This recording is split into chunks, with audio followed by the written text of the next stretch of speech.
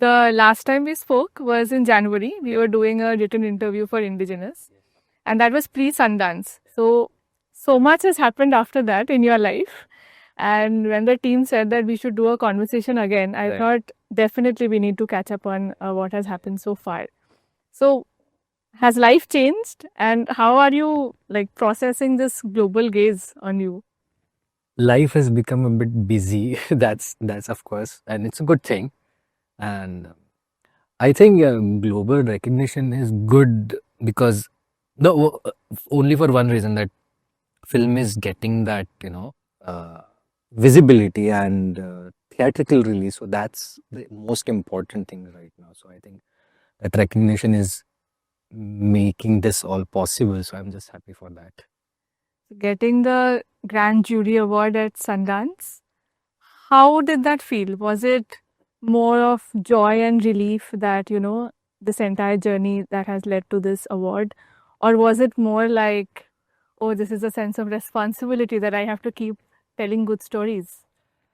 Yeah, I mean, relief though, of course, there was no relief because the journey didn't end. It has actually, even, yeah, I mean, even in more like force, I guess, I mean, we were not expecting this, that it will happen. But, as any filmmaker, we do dream of this kind of recognition. So, but then when that happened, it was, of course, exciting, thrilling, and responsibility. What you're saying is, of course, that you do feel, when your first film is so much, people love it so much, and of course, there is a sense that, and somewhere, I don't know, I will tell you honestly, there's some pressure also. You feel. I mean, I'm not thinking about the next one right now because we are still working on this one. So let's see whenever that happens. But then I'm like thinking about, after everything is done with this film, I want to have that break so that, I have that distance from all the work that we did for all these years. So I have some break. So I have my mind completely empty when I start working on the next one. So just think about that right now. Pressure will be there always.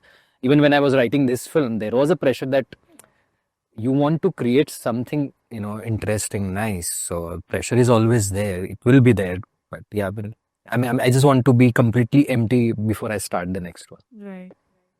Could you take us through this entire journey of, applying to labs, then submitting to festivals, and then the distribution? Of course, Spirit Media has now come in, but before that, how are you navigating that? Because I'm asking this because Sabar Bonda is a journey of many firsts, right? It's your first feature film, it's the first Marathi film to be at Sundance. So, probably a lot of first time filmmakers will be looking at this journey with curiosity and hope. So, it's important to know. So I mean, the journey started with the of course labs, of course. When I finished the script and when I shared it with my main producer Neeraj Churi, and he liked it, so we decided to, yeah, we want to make this because we both found it interesting and something that has not been done here in India. So we wanted to do it, but we knew the way we wanted to do it, like the vision of the film. There's no background music. There are like still camera work, or the actors should be mostly first time actors, or for the village characters, you want to find actors from the village. So many things were something that people don't usually do when they are making films. I mean, of course, independent filmmakers do it. That's why most independent filmmakers have to go through that, what do you say, difficulties. So we also knew that we will have to face all of those, but we were ready for it. And the other thing was that because I didn't study filmmaking, I always wanted some kind of mentorship. I mean, I was reading about writing screenplays and stuff, or watching interviews of filmmakers or writers, or creative people who come from the filmmaking industry, just to know how people work, so that I get to learn something. but actually getting mentors, that didn't happen with me. So I realized if I get selected in these labs, I will get that mentorship, which you usually, if you are in a film school, you get that. But I didn't get it. So I thought this is my way of, getting that. Plus, by being at labs and markets, I can create the profile of this film in international circuit because I wanted that since the beginning, so that we can get meetings with sales agents, festival programmers, and even international producers.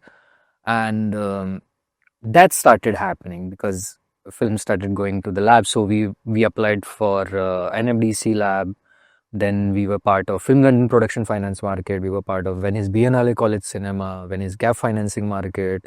And then when we made our first cut of the film, uh, we were part of Goes to Cannes section as well. So all of these things really helped us, make the film visible even before we shot the film. And so that I always wanted, because that also helps a journey a little easy, because all the festival and the sales agent were following us. So when we shot the film and when we had our cut, we were showing it to sales agent directly. So we were, so those things became a bit easy. If we hadn't done that, so it would have been a bit difficult to reach out to those people. You think it was more about the visibility than about the actual development of the film itself? Development through the labs and all, of course, but by this was the other aspect of going there. So at least your film is known by all this industry professionals, which is also part of, which is important part, because when film is made, you need all of these people also, right, to take the film further, like sales agents. So you can do the sales, and also through them you can reach out to festivals. So many things happen. Even festival programmers, when they come to meet you during labs and all, they get to know, and if they're interested, they start tracking your journey. So all of these are part of it. So when you finish the film, you can quickly reach out to those people, and hopefully that then journey becomes a little easy, navigating the festivals or maybe distribution, sales, all those things. So I wanted that since the beginning. So that's how we started it. And thankfully all of those things also work, not in all or everywhere, like there were, like, we applied for the Sundance lab as well in 2021, but Okay. they rejected us in the last round. So there were also rejections, but there were also places where we went, and which was quite fruitful collaboration with. And what about post festivals? How are you thinking about the distribution aspect?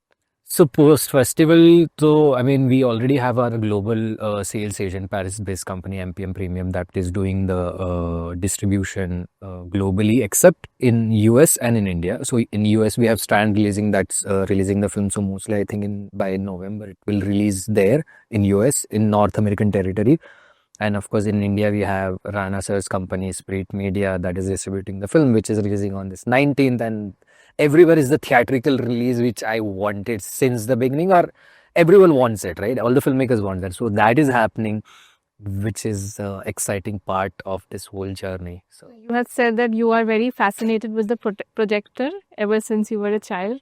So finally, to have your film on the big screen. exactly. So it's a long and a lovely journey. Yes, exactly. I mean, I've been still waiting to own a projector. Like, whenever I see projectors, I'm like, I want to own one. When I was in school, I had made my own project, a slide project. Oh. So, the curiosity since then, that in gadgets and how things work, I think that is something, that's still there. So, because when I was working on this film, even in terms of which camera we need to use and all of those things, I used to do my own thing also, and which I used to share it with the DOP, and he used to share his thoughts, and that's how we work. So, gadgets is something I'm always in love with. So, Yeah. So you were talking about not going to film school as well. So do you think in this entire journey, you were taught something that film school could have never taught you? see, I think any school, you learn, you go there and you learn theory. Like when I was studying interior designing, and there they were teaching everything, drawing, designing, but it was also theory, so, but I think when you actually start practicing those things in day-to-day life, that is when I think you learn a lot. being a director meaning like, you have to solve so many problems on this set, so how to solve those problems, and you're working with humans, and every human is different, Anecdotes?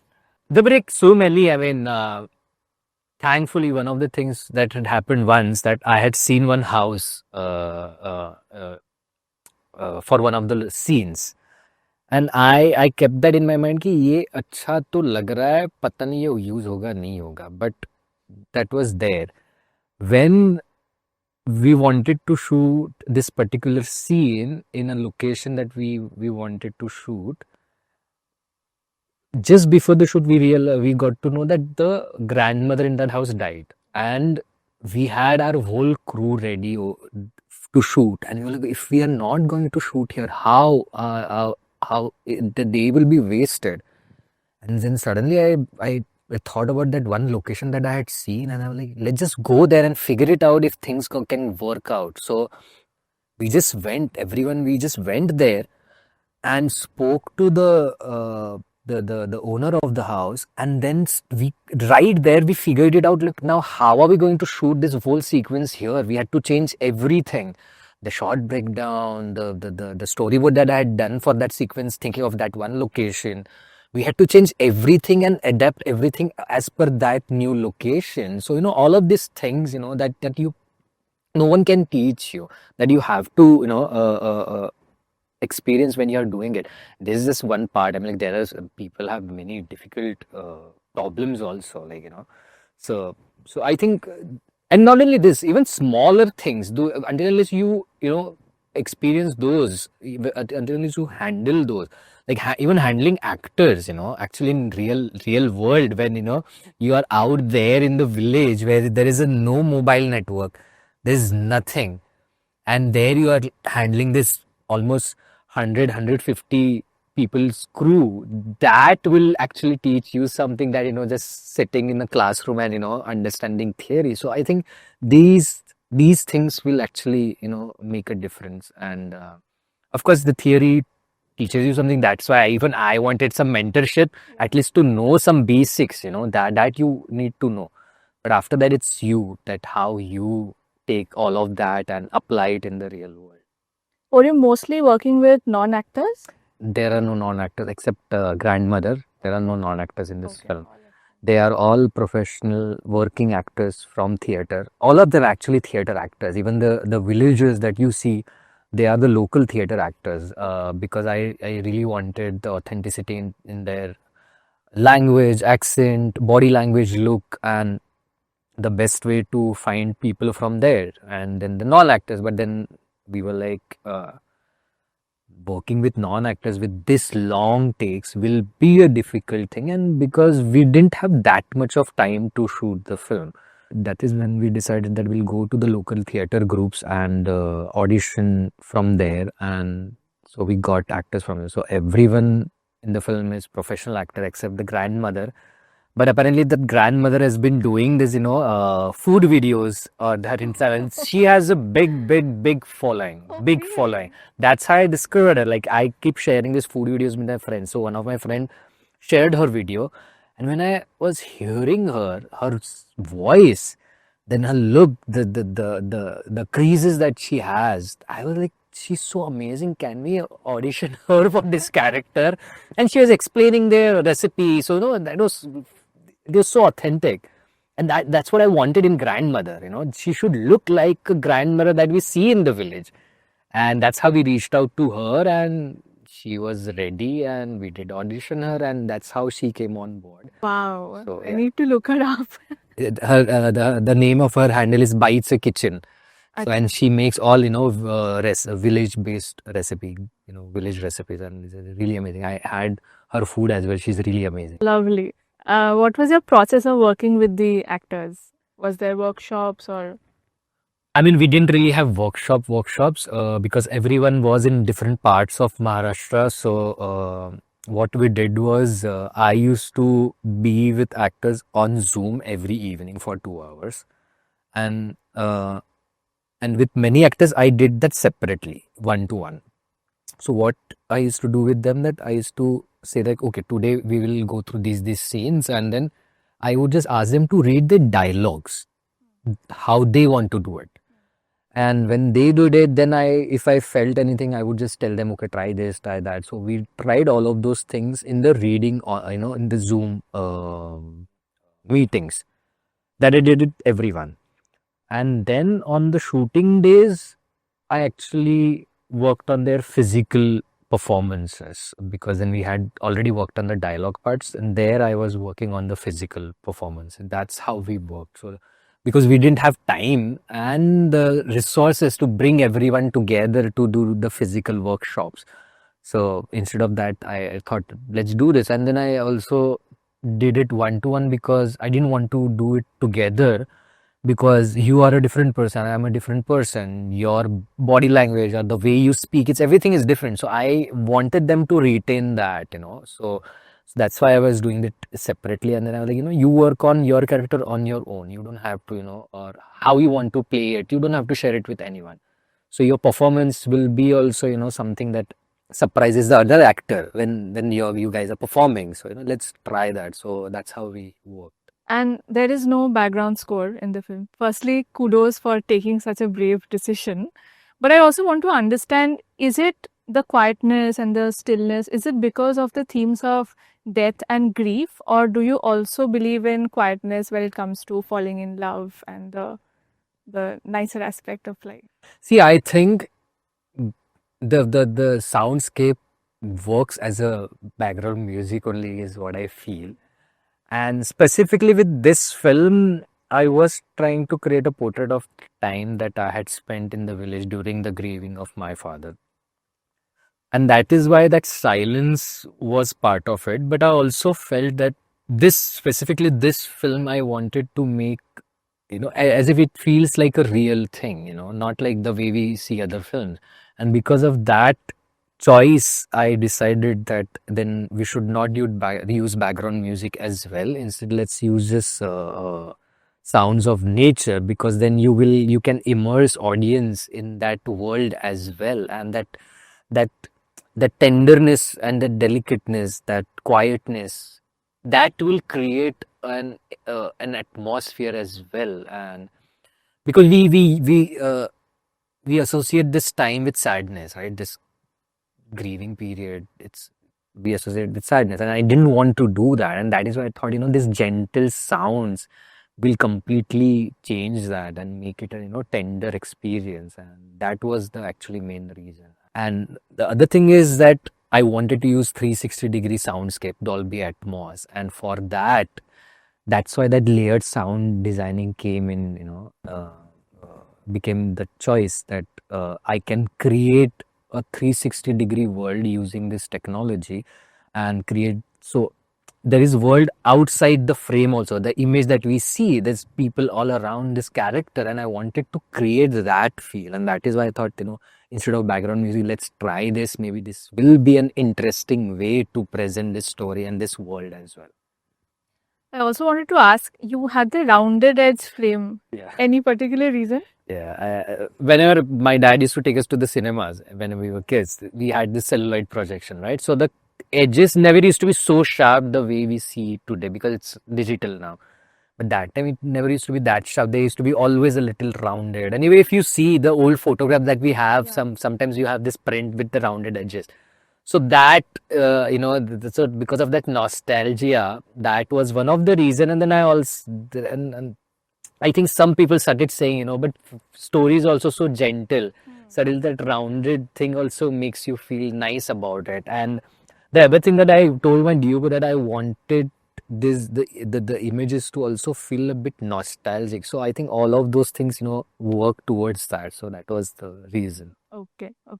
And I'm sure you've been asked this a multiple times, but Sabar Bonda, was it a metaphorical choice, or like just the fact that, a fruit with thorns is being gifted by almost a lover / friend to Anand? Or so was that the thing, or was it nostalgia for a fruit that he used to have as a child? I never had it as a child. Okay. My mom used to talk about it whenever we used to go to her village. But that fruit comes in winter, and we used to go in summer vacation. So I never saw it though. And because there was no internet at that time. So it wasn't like someone told me something and I can just Google it and see it. So that never happened. So for a very long time, I had no idea how this fruit actually looks. She was telling me that it's red and has thorns and blah, blah, blah, but I never saw it.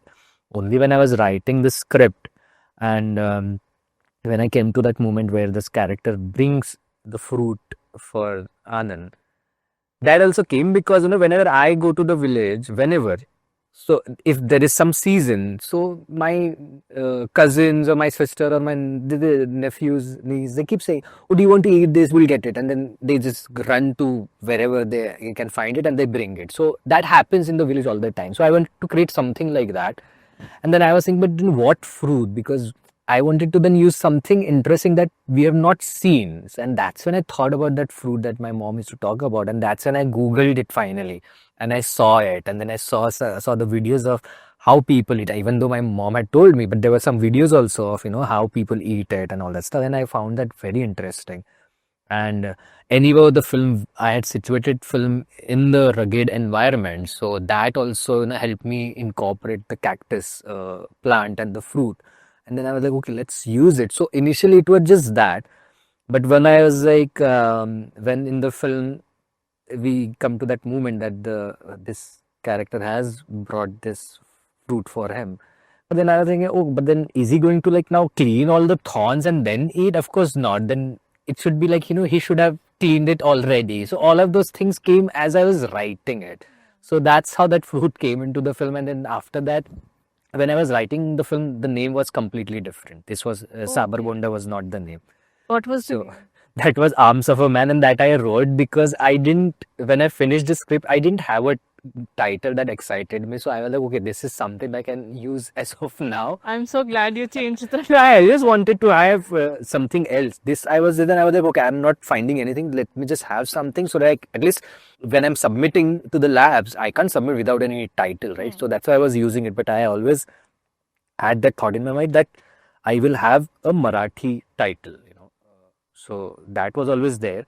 So then I kept thinking about that fruit, and in the lab, Umesh, NFDC lab, Umesh Kulkarni was my mentor, and one day he asked all the participants that, tell me that one image from your film that represents the story and everything, themes and stuff. That plant and that fruit came to my mind for some reason. I started thinking about why, and then when it was my turn, I just told him about that plant, and then I realized that when we think about cactus, we think about this rugged environment, harsh environment, and cactus grows there, and then it also has this fruit which is although thorny from outside, it is fleshy, juicy from inside and tender.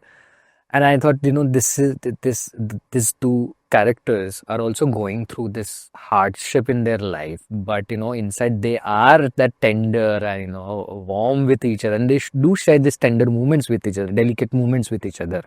Even though sometimes from outside they might feel a bit rough, these two guys, the way they sometimes behave with others, but they are not that. That from inside they are this tender people, and the color of the fruit, which is so bright and red, and we associate that with love. So I thought, that also adds to that. So I thought, all of this works. So let's just use this as a name, and yeah, that's how we arrived. Lovely story. I am so happy that I heard this one. Um, your film went through a lot of labs, and then Bridge and Moonweave came together for post.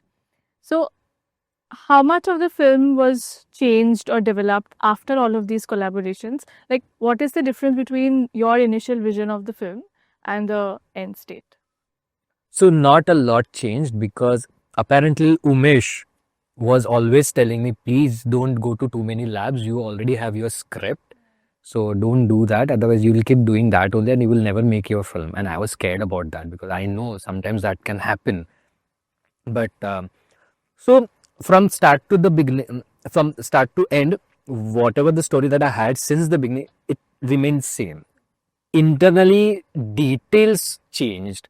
Sometimes I got some, suggestion from mentors which were quite interesting, so I incorporated. So largely the big things didn't change. The nuances or certain details, those changed. So that way, didn't nothing really change drastically. Thankfully, I mean, that maybe because I had before going to the labs, I had worked on the script a lot. It wasn't like, I just had my first draft and then I started going to the labs. I actually had worked on it a lot and then I started going to the labs. So that's why I think nothing really changed that much. And what happens in the lab also, I think people need to be aware of this, that doesn't mean that all the mentors are telling you something that you have to incorporate, because at the end of the day you are the filmmaker and you should know what is some beneficial to your script. So that filter you have to have whenever you go anywhere, so to wo to hona chahiye. And I had that. So whatever was really helpful from those discussions in the lab, I incorporated them. But yeah, if you see the first draft to the 10th, you won't see that many changes that has happened. Not in the writing bit, but in the visual Story. Yeah, that's what I'm saying. In the story, scenes. So nothing. like beginning and end never changed. Even the middle, that never changed. That's what I'm saying. Inside the scene, details changed. Those things change, but actual scenes they didn't change. So that way, I thankfully that didn't happen with my. I mean, sometimes like in BNLA college cinema, sometimes people just apply with the treatment. They don't even have a full script. So there, then when they start working with the BNLA mentors, and then they have to now start writing the actual script. So for them, it might change. For me, I always had my script ready. So that's why for me it didn't really change that much. But yeah, for some people it might change. The film is autobiographical in parts, like some bits about your relationship with your parents or the things that you heard about marriage in the village. So in parts it is autobiographical. But we also hear a lot of almost scary coming out stories. How do you think it was so easy, the acceptance? How was that so easy in your case? I think the simple answer is love. Thankfully, I'm lucky to have a loving parent, and that love only helped them accept the way I am. And I think that's true in many cases. Even like, my friends that I know who got acceptance from their parents. I think that was the simple thing that helped parents also to accept their kids. And that's what my dad told me. Like when I came out to him, that he simply said, "You know about yourself. That's most important." And and I think more than anything, sometimes people find it difficult to accept themselves. So that is also a difficult part. That doesn't happen most of the time. So I think this. I don't know why we complicate all of these things when we are telling the stories. But in real life, sometimes it's so simple that parents accept because they love their kids and they want their happiness. It's just that simple. And I wanted to show it that simply only. I didn't want to complicate anything, because when you start complicated, then people start thinking, oh, yeah, it is something different. That is why it is so complicated. But when you start presenting it so casually and normally, suddenly the perception of it changes, right? So that's what I wanted to do. Like my mother, who's illiterate, she can only write her name, which my father taught her how to write. If she can understand, she can accept without any problem. When I told her, she immediately accepted. There was no drama, nothing. Nothing like, she needed a day or a week to understand and accept and process things. Nothing like that happened. So I think sometimes these things are this simple and we have not been seeing those in this simple way. And I wanted to do that, so that people who have experienced this simplicity can also connect, and people maybe were hoping for that kind of a simplicity or that kind of an acceptance and love from their family. Maybe they can, get a courage to come out to their parents, or maybe some parents who might be struggling might, feel that, okay, maybe it's that easy and I can accept my kid also. I'm just hoping for those things to happen. That's why I wanted to bring all those simplicity in it. Love is really I think, the one answer to this question, because you have this one scene where, you talk about how your father, the character's father, tells him that, he has gone, but you can tell me about your sadness and then you will not feel it anymore. I think that's one of the most. That is not my father. That came from my friend's father. Your friend's father. That is, I keep And saying. it came from someone. Yeah, yeah. This I keep saying, many things that you see it. I have also borrowed from people around me. Not everything is from my life, but there are life around us, right? And we keep experiencing these moments. And as an artist, you keep absorbing all of those things, and then you use those when you're crafting something. So that happened when my one of my friend who lost his partner, and this friend is now 65, and this I'm saying when he was young, that time. So his father at that time. So when he lost his partner, and that's when his father told him that it's okay, he's not there in your life. Think of it, one chapter has been closed.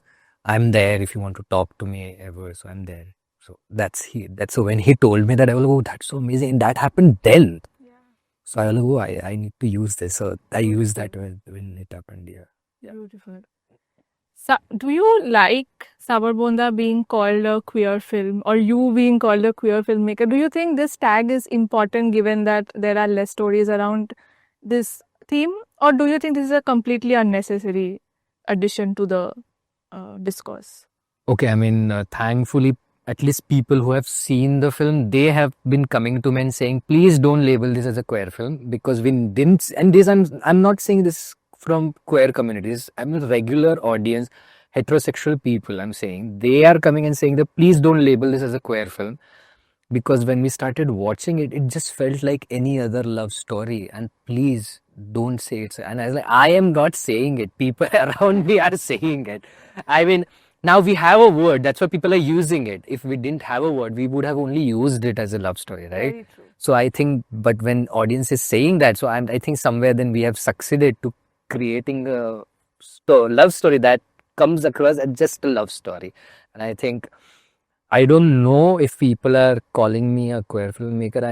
I don't think that is necessary. I mean, I don't think anyone calls a horror filmmaker, right? They call them just a filmmaker. So I just find it, when it comes to sexuality, why then you have to box a filmmaker? And again, the films that I want to make after this, not necessarily I'm going to only make queer films, right?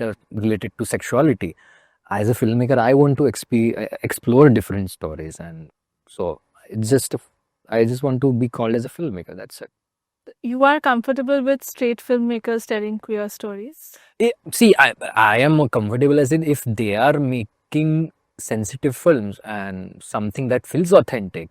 I think more than me, audience will also love it, right? And then that's the thing. I mean, anyone for that matter, if I am also making any story, if that is authentic and honest, people will love it. Even like, my previous short film has a female character. You Farusha. So it has female character. And this teacher in, I forgot where I had gone. So this teacher started saying, you are not a woman. You're not living in rural areas. Why are you telling this story? And I said, like, I am a filmmaker and I storyteller. I should be free to tell any kind of story. As long as I'm telling it honestly, that should be fine. I mean, why are we restricting that only you can tell this story on that person? I think, for that matter, I always say that not all female filmmaker can tell really good female oriented story. Otherwise, all this feminine films with lead female characters would have been blockbusters or hits, but not all of them are hits. So similarly, I think if a storyteller has a good story and he or she can tell it in best way, I think they should be free to tell the stories. Last question. What next? Next is in my head, and just thinking about it, and I'm more thinking about it that how I want to shoot it. I want to shoot it on film. Oh, so I'm thinking more about that than actual story.